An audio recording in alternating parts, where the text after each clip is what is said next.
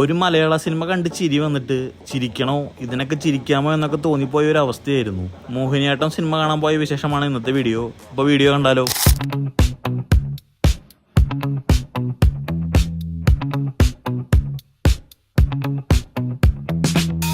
മുമ്പ് കുളിക്കുന്ന സോപ്പും ഫേസ് വാഷും മാത്രം ഉണ്ടായിരുന്നു എനിക്ക്. ഇപ്പോൾ സ്കിൻ കെയറിന് പേഴ്സണൽ ബ്യൂട്ടീഷ്യനും പേരെന്തെന്ന് പോലും അറിയാത്ത കുറെ പ്രൊഡക്ട്സും ഉണ്ട്. ആഫ്റ്റർ മാരേജ് ഇങ്ങനെയൊക്കെ സംഭവിക്കുമെന്ന് കേട്ടിട്ടുണ്ടെങ്കിലും ഇത്രയ്ക്ക് പ്രതീക്ഷിച്ചിരുന്നില്ല.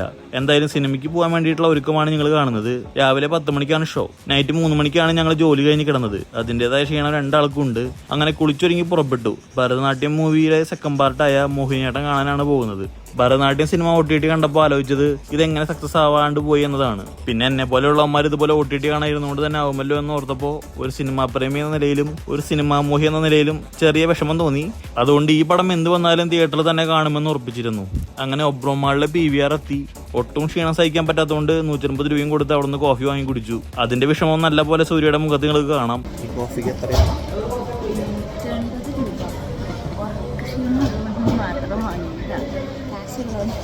ഇതാണ് ഞാൻ ഇവിടെ നിന്ന് കഴിക്കേണ്ട. മുന്നേ ഫുഡ് കോർട്ടിൽ കയറി. ഫുഡ് കോർട്ട് മറ്റേ തോന്നുന്നു. അങ്ങനെ സ്ക്രീൻ 1 സിനിമ കാണാൻ കയറി. അഡ്വർടൈസ്മെന്റ് കഴിഞ്ഞ് സിനിമ തുടങ്ങാൻ തന്നെ കുറെ ടൈം എടുത്തു.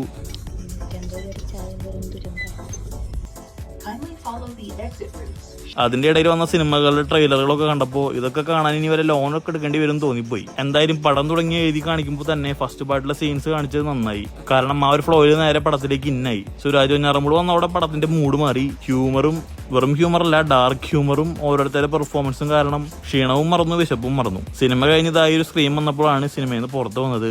സിനിമയിൽ ചില സീൻസ് ഒക്കെ വന്നപ്പോൾ ഇതിനൊക്കെ നമ്മൾ ചിരിക്കാമോ എന്ന് വരെ തോന്നിപ്പോയി. എന്നാൽ ചിരിക്കാതിരിക്കാനും പറ്റണില്ല. അജാതി മേക്കിങ്ങും സ്ക്രിപ്റ്റും. എന്തായാലും പക്ക എന്റർടൈനർ പടമാണ്. തിയേറ്ററിൽ പക്ഷെ ആള് കുറവായിരുന്നു. പക്ഷേ ഈ സിനിമ ഇത്രയ്ക്ക് ചെറിയ ക്രൗഡിനെ അല്ല ഡിസേർവ് ചെയ്യുന്നത്. അതുകൊണ്ട് പറ്റുന്ന എല്ലാവരും സിനിമ തിയേറ്ററിൽ തന്നെ പോയി കാണാം. അപ്പൊ വേറൊരു വീഡിയോയിൽ കാണാം. അപ്പൊ കേട്ടില്ല പടം എല്ലാവരും പോയി കണ്ടോ അല്ലേ? പടം എങ്ങനെ ഉണ്ടായിരുന്നു? ചിരിക്കണോ അതോ പടം കണ്ട് പേടിക്കണോ? ഒരുമാതിരി ഡാർക്ക് ഹ്യൂമറിന്റെ പീക്കാണ് പടം. എന്തായാലും തിയേറ്ററിൽ പോയി കണ്ടോട്ടാ. കാരണം അമ്മാതിരി പടാണ്. മറ്റേതിനേക്കാളും നന്നായിട്ടില്ലേ? അല്ല ഫസ്റ്റേത് കോമഡി ആയിരുന്നു. ഡാർക്ക് ഹ്യൂമർ ആയതുകൊണ്ട് കുറച്ചും കൂടിയും ഒരു രസമുണ്ട്.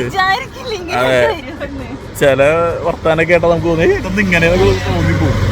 എന്തായാലും കിട്ടല്ലാണ്ട് ഇപ്പൊ എല്ലാവരും തിയേറ്ററിൽ പോയി കാണാം.